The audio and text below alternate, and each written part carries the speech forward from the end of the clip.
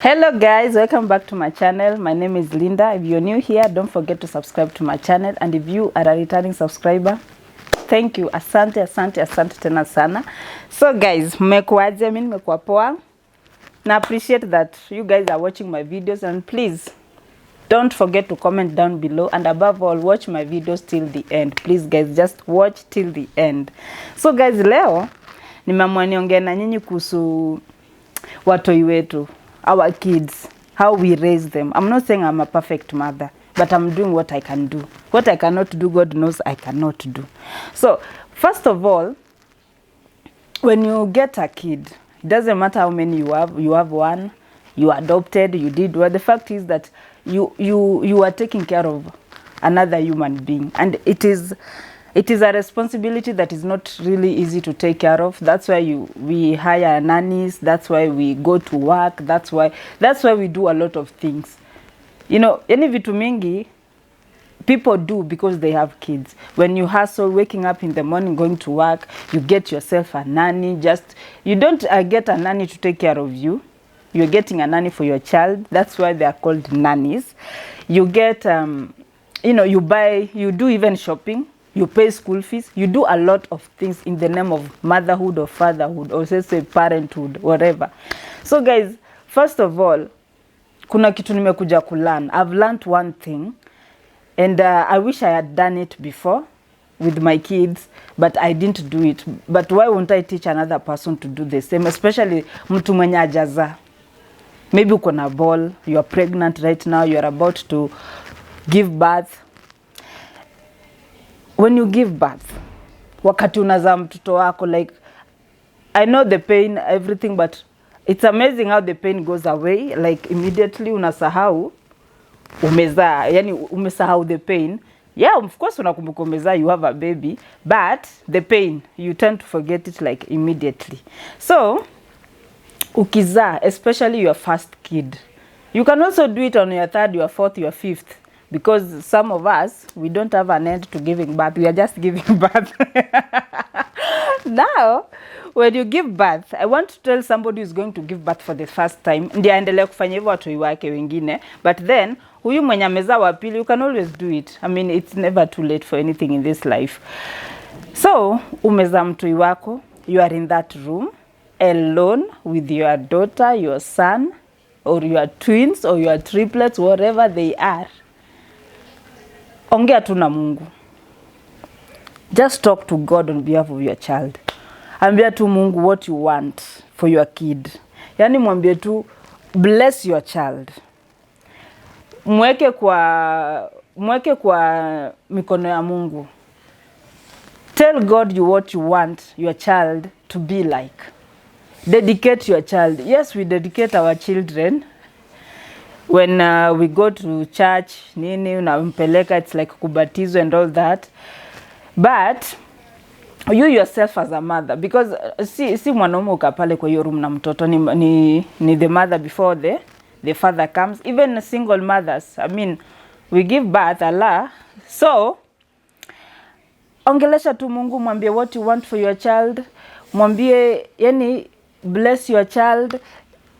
Mwekele mkono, we kwa tu pastor for that moment. Ongelesha tu Mungu, ongelesha mtoi wako, mfunike tu na damu ya Mungu, ya Allah, ya whoever you believe in.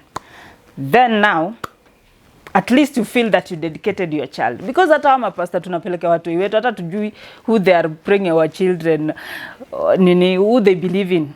In short, hata tujui wana believe nani. But we are busy telling them to dedicate our children. Dedicate your child for yourself, for that child, for his future, for her future, for whatever.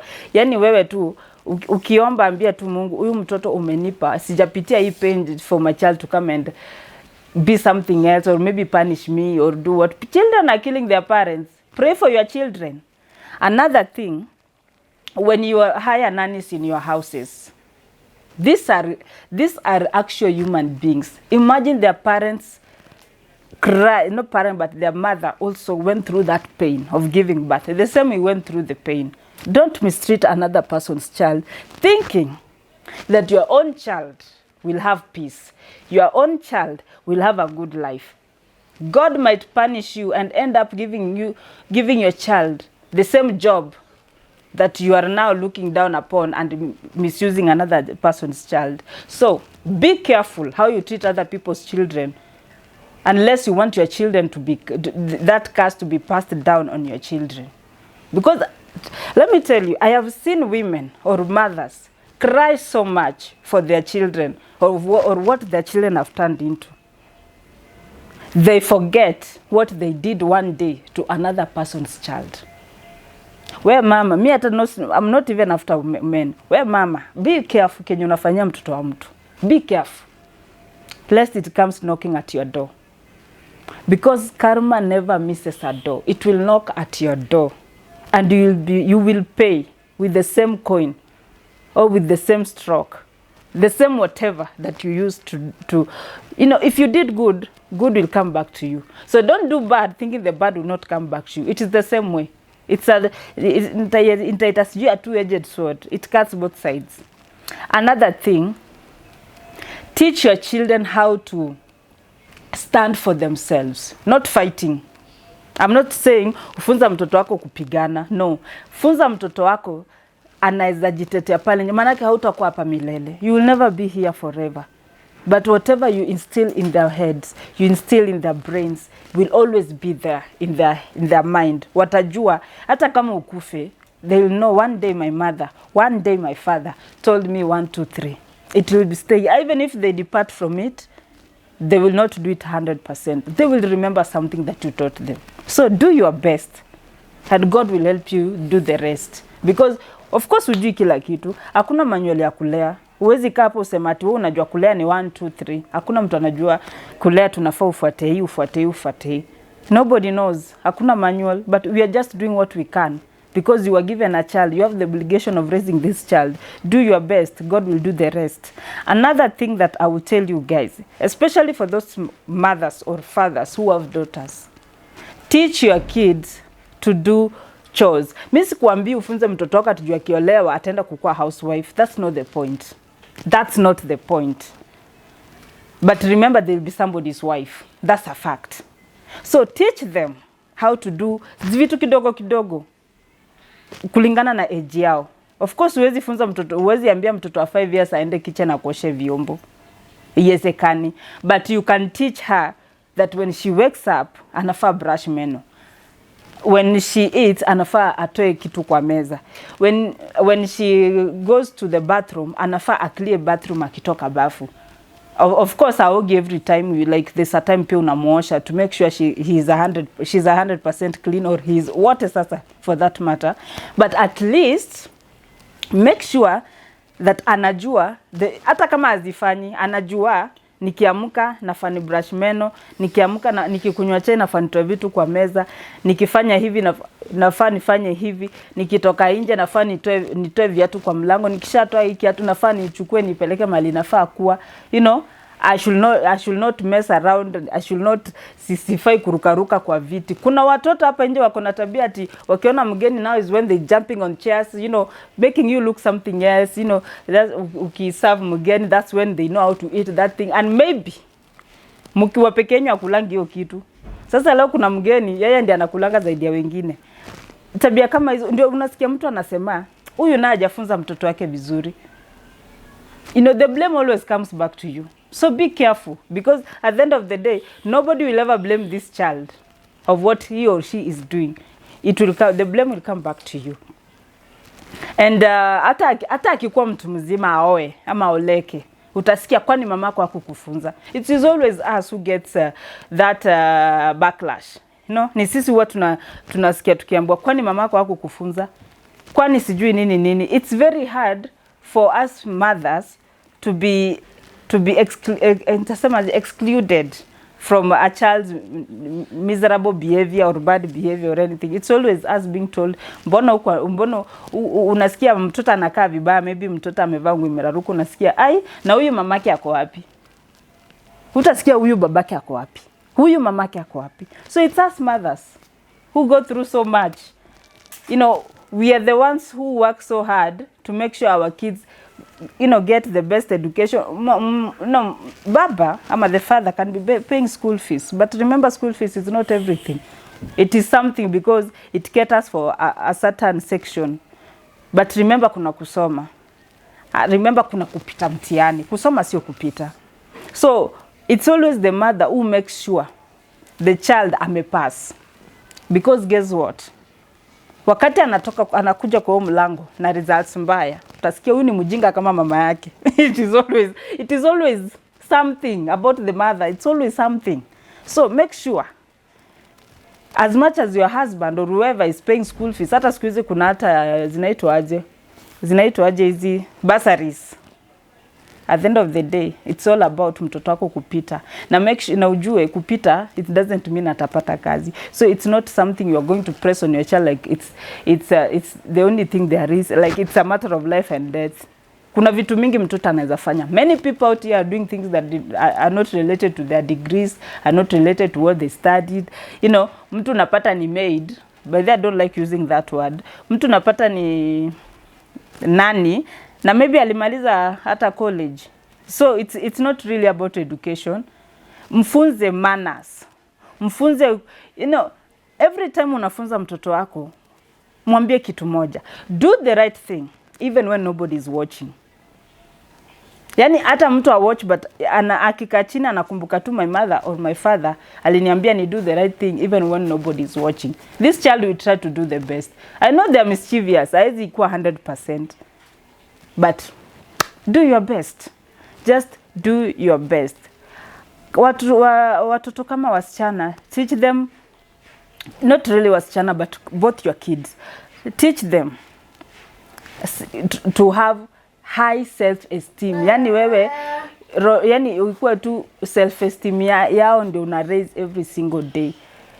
When like maybe wanacheza pale nje, unapata maybe they are arguing about something, or they are blaming your son or your daughter over doing something.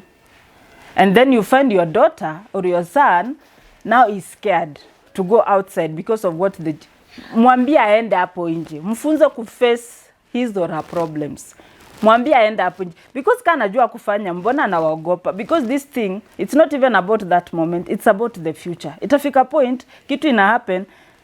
Now she's a woman or is a man, he cannot even face his problems. Amekosea bibi yake ameenda kwao, ana hata guts ya kuface the parents.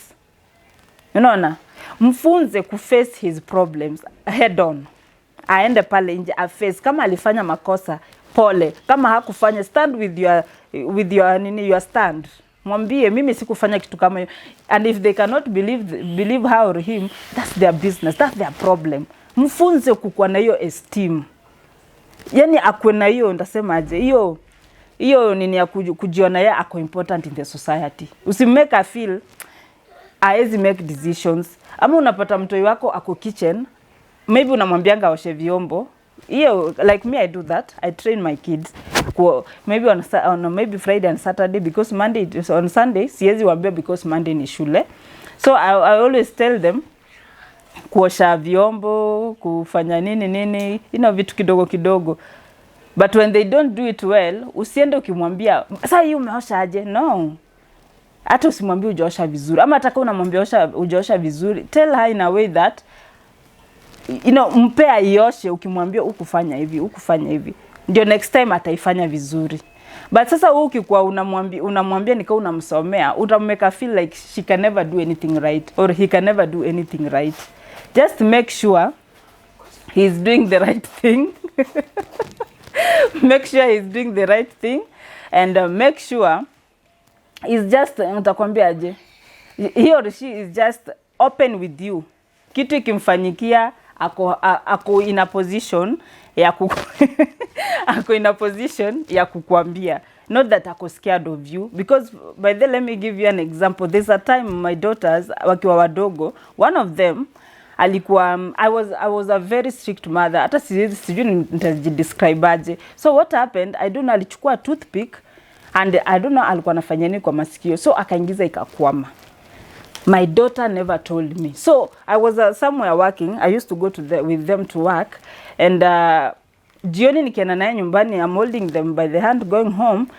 Then she's like, mom, wacha kutupeleka haraka. So I didn't know why, because I was in a hurry. The next day was school. So wakati ananiambia hivyo sikujua kwa nini. So wakati tumefika home, watu hiyo wamelala, the father was passing, akaona kitu kwa masikio. It was a toothpick. Na wakati aliona hiyo toothpick, akaitoa before I wake up. That thing really hit me differently, because I asked myself, mbona hakuniambia? Like, ni kitu ingemuumiza. Because alikuwa scared. Because I was very sijui nitasema mkali ama strict, I don't know the name to give it. So hakuniambia, because this a way she felt. If she told me, venye nita react.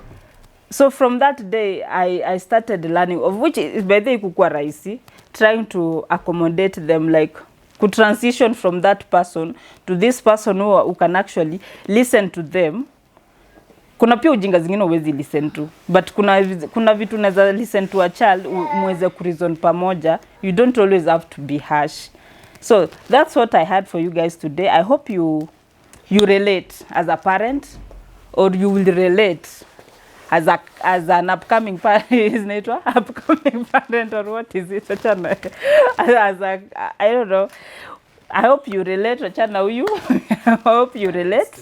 Yes, parents to be, yes, upcoming. Well, okay. As parents to be, and I hope you really watch my videos, subscribe, like, share.